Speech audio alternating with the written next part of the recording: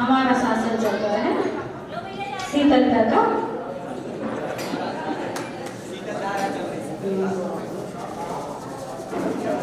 तो बात उस समय की है जब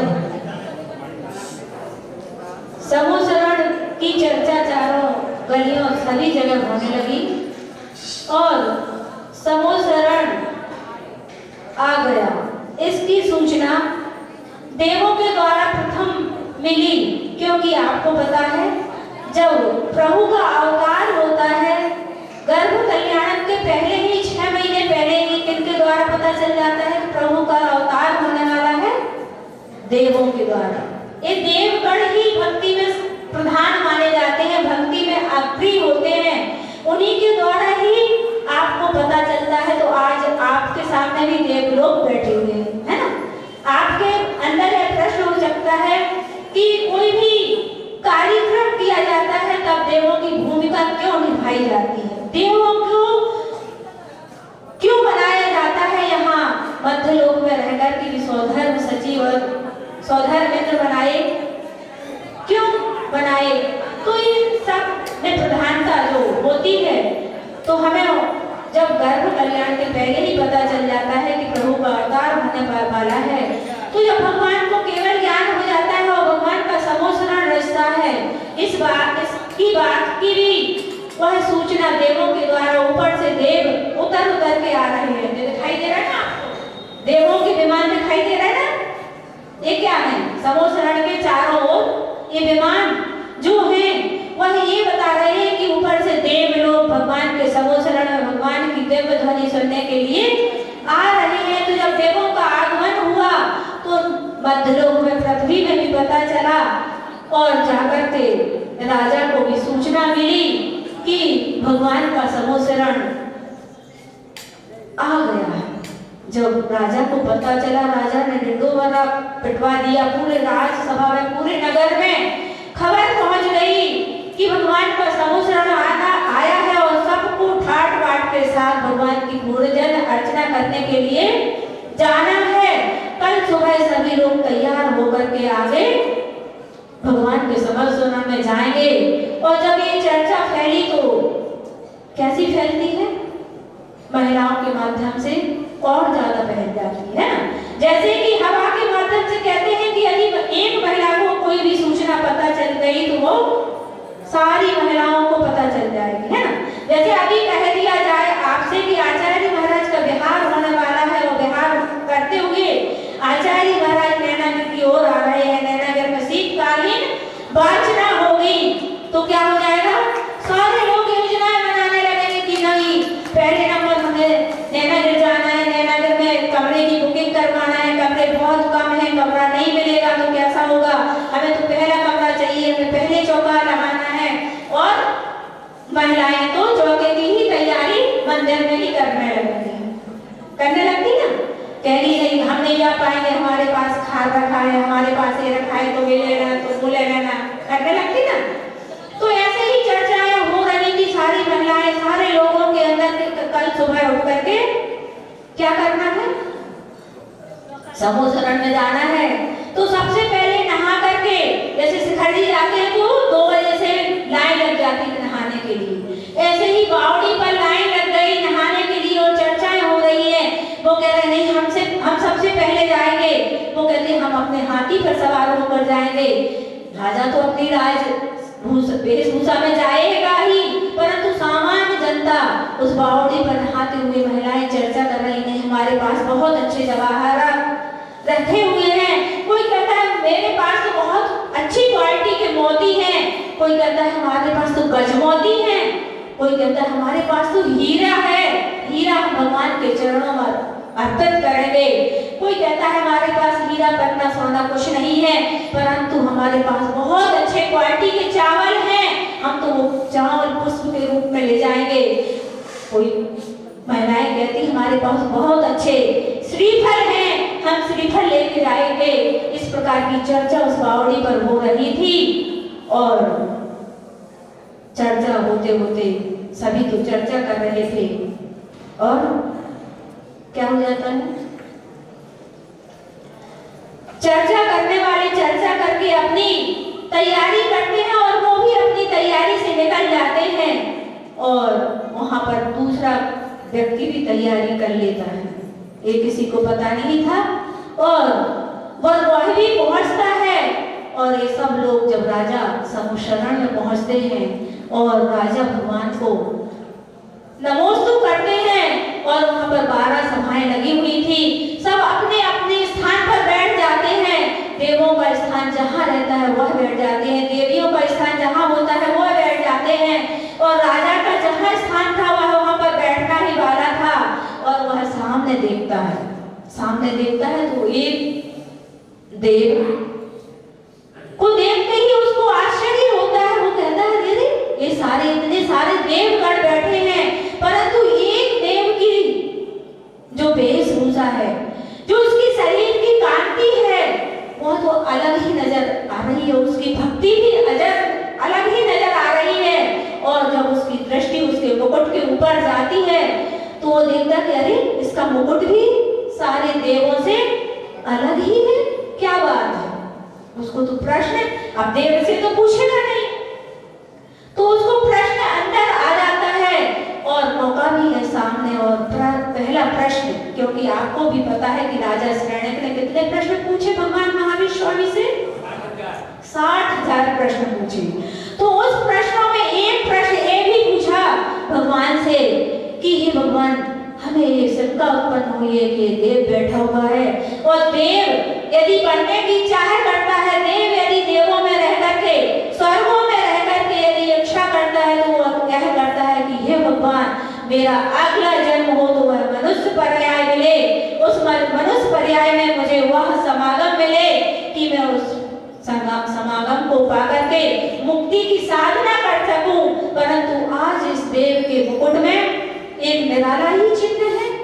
सारे देवों के मुकुट में तो किसी के में माला है, किसी के में कलश है, परंतु इसके मुकुट में तो मेंढक का चिन्ह है। आखिर ऐसा क्यों? तो भगवान ने उसने कहा कि फ्रेंच बनना चाहता है क्या देव, जो अपने मुकुट में फ्रेंच का चिन्ह बना के रखा है, क्या ये फ्रेंच बनना चाहता है? तो भगवान ने कहा कि नहीं, आपको पता नहीं है, आप तो आए हैं, परंतु आपसे पहले इसने तैयारी की थी। भगवान ने क्या बताया उनको? भगवान ने ये कहा कि जब आपको सूचना मिली थी उसी समय इसको भी सूचना मिली, और इसको उस समय उन महिलाओं से सूचना मिली कि वह बावड़ी पर नहा रही थी और अनेक प्रकार की चर्चाएं कर रही थी। उसी बावड़ी में रहने वाला यह मेंढक था और उसने जब वह चर्चाएं अपने कानों से सुनी कि भगवान महावीर प्रभु का समूह शरण आया है, ये सारे लोग, देव लोग भी वहां पर पूजन अर्चना के लिए आए हैं और ये लोग भी जाने वाले हैं, परंतु मैं क्या अभागा रह जाऊंगा? मैं भगवान की अर्चना करने नहीं जा पाऊंगा। मैं तो सुन रहा हूँ कि इनके पास ऐसी ऐसी द्रव्य है, ये तो सोने जवाहर हीरा मोती को लेके जा रहे हैं, परंतु मैं भावों को लेकर नहीं जा सकता क्या? क्योंकि आचार्य ने कही है, भावों की भाषा किसी शब्दों में नहीं हुआ करती है और वह मन में ही सोच रहा है, क्योंकि आया है आगम में कि त्रेंचों को भी तो सम्यक दर्शन होता है। त्रेंची भी सैनी है, उनके पास भी मन है, वो भी भक्ति कर सकते हैं भगवान की, वो भी 12 व्रतों को पालन कर सकते हैं, वो भी अणुव्रत धारण कर सकते हैं। और जैसे अणुव्रत मनुष्य करते हैं उनसे भी आगे के उनके पास व्रत रहते हैं, वो निर्दोष पालन करते हैं। तो उसने भी सोचा कि मैं कैसे भगवान के समूह शरण में जाऊं, क्या लेकर जाऊं। उसने जैसे ही आंखें खोली और उस बावड़ी में उसको एक कमल दिखाई दिया, कमल खिल ही रहा था। उसने सोचा कि ये कमल भी मेरी इतनी सामर्थ्य नहीं है कि इस पूरे कमल को भी साबुत ले जाकर के भगवान के चरणों में अर्पित कर सकूं, परंतु कोई बात नहीं। उसने एक पाखुड़ी निकालने की सोची और उसने अपने मुंह में दबा करके, वह इतना उत्साह से भरा हुआ है, इतनी उसके अंदर स्फूर्ति है, इतनी खुशी है, जैसे कि आपके अंदर जैसे ही विधान शुरू होना वाला था, आप भी विशुद्धि बढ़ा रहे हैं, विशुद्धि बढ़ा रहे हैं। महीनों पहले से आपके अंदर वह उत्साह है कि वह 10 तारीख कब आएगी जिस दिन से विधान प्रारंभ हो जाएगा, हम सिद्ध प्रभु के गुणों को गान करने लगेंगे। इनकी तैयारी आप कई दिनों से कर रहे हैं, कई दिनों से वह पूजन अर्चना आचार्य कहते हैं, आचार्य श्री जी भी कहते थे। कोई कहता था कि आचार्य श्री जी हमें महीनों हो गए परिधान नहीं मिला, बरसों से परिधान नहीं मिला। आचार्य श्री जी कहते थे जितनी देर में आपको परिधान मिलेगा उतनी ही आपकी विशुद्धि बढ़ती चली जाएगी। परिधान होने पर तो आप सोच लेते हैं हार हो गए, बस अब क्या महीनों बाद मिले, सालों बाद मिले, परंतु जब तक परिधान नहीं मिलता है तब तक आप प्रतिदिन विशुद्धि, प्रतिदिन यदि आप चौका प्रारंभ करते हैं तो क्या विशुद्धि रहती है। आज हमारे यहाँ आचार्य महाराज का आहार होगा सुबह से ही। ऐसे ही आप शाम को जाकर के अपनी द्रव्य तैयार करते हैं कि सुबह से हमें मंदिर जाना है, पूजन करना है, विधान में जाना है, तो आप अपनी द्रव्य को तैयार करते हैं। तभी से आपको पूजन के भाव से पूजन का जो पुण्य होता है, जो निर्जरा होती है, वह प्रारंभ हो जाती है।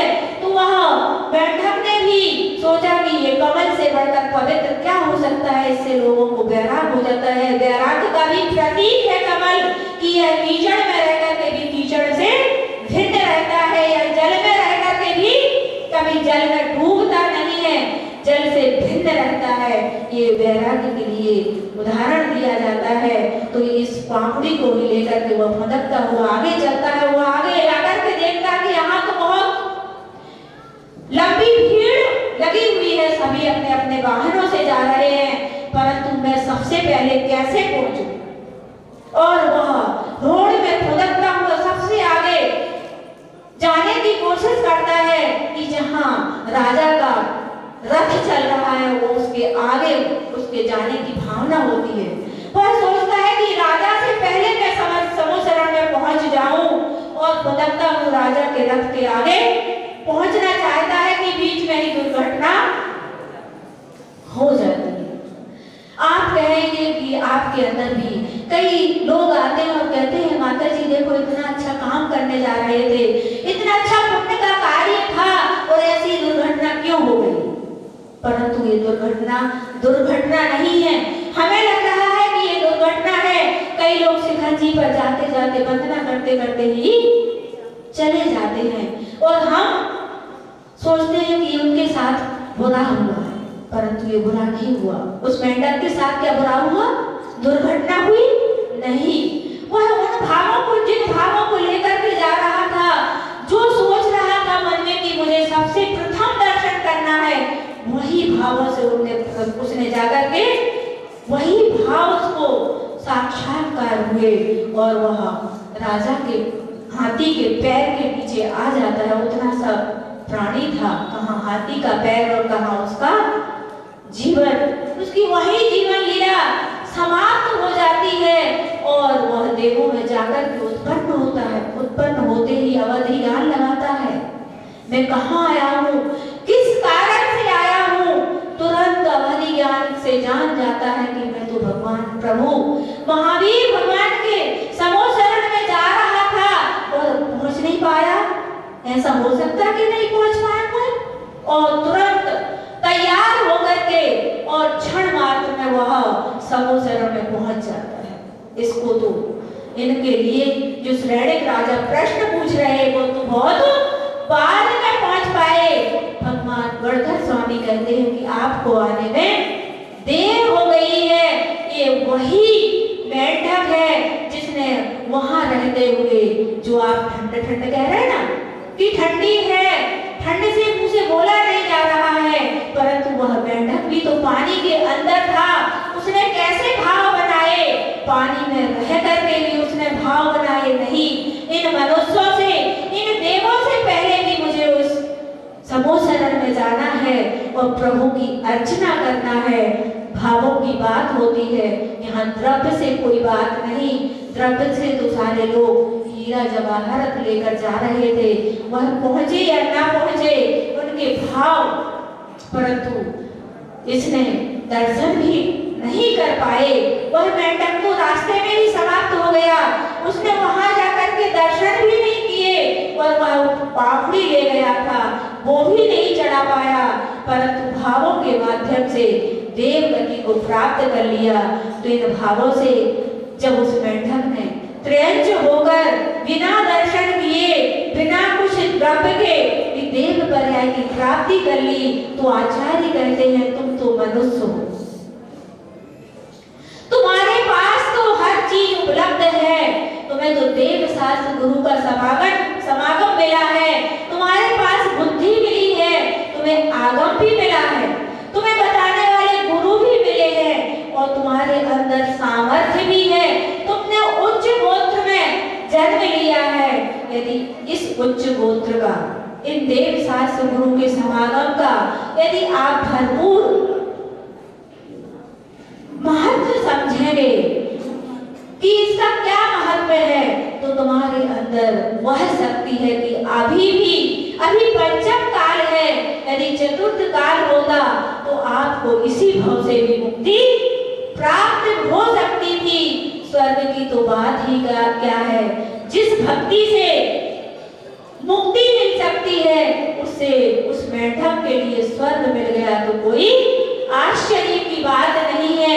तो आचार्य ने कहा है कि अभी पंचम काल जरूर है, परंतु वह भक्ति अभी भी है, वह शक्ति तुम्हारे अंदर अभी भी है कि आप भक्ति के माध्यम से परंपरा से उस मुक्ति को भी प्राप्त कर सकते हैं। तो ऐसे अनंत परमेष्टियों का गुणगान करने के लिए, पूजन करने के लिए, विधान करने के लिए जो आप तैयार हुए हैं, कर रहे हैं, तो आचार्यों ने भी यदि पंच परमेष्टियों में उत्कृष्ट कोई परमेष्टि है तो कौन है?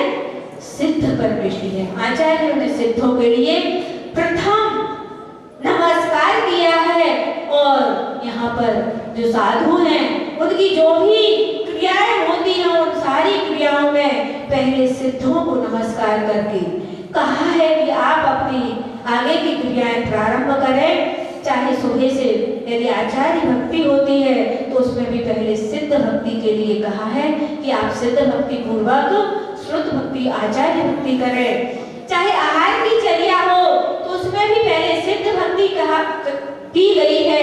चाहे निष्ठापन करते हैं तो उसमें भी सिद्ध भक्ति, चाहे चातुर्मास का स्थापन करते हैं तो उसमें भी सिद्ध भक्ति का पहले नंबर आता है सिद्धों को नमस्कार करने के लिए। और हम तो ये सुनते थे कि पहले बच्चों का जब जन्म होता था और बच्चे जब खाना प्रारंभ करते थे तो माँ उनको सिद्ध नमो सिद्धाणम ऐसा उच्चारण करके पहले उनको भोजन कराती थी। और बच्चे जब स्कूल में पढ़ने जाते थे तब भी बच्चों के लिए नमो सिद्धाणम लिखाया जाता था। स्लेट पर सिखाते थे ना, तो पहले सिद्धों का नाम लेकर के ही प्रारंभ विद्या की जाती थी। तो ऐसे सिद्धों की अर्चना आप लोग कर रहे हैं। समय बहुत हो गया है, एक पूजन और करना है आपको, तो हमें यही कहना था कि आप इस भक्ति को अजर अमर बना करके उस अजरत्व, उस सिद्ध की जो सेना सिद्ध शिला में है उस सेना में भर्ती होने की टिकट आप भी यहीं से अभी से ही कटाने, रिजर्वेशन करने का नंबर लगा लें। ऐसी रिजर्वेशन हो, ऐसी भक्ति से हम पूर्ण शक्ति लगा करके भक्ति करें तो एक दिन हमारा भी सिद्धों में नंबर आए। ऐसी भावना से बोले संत शिरोमणि आचार्य गुरु विद्यासागर जी महाराज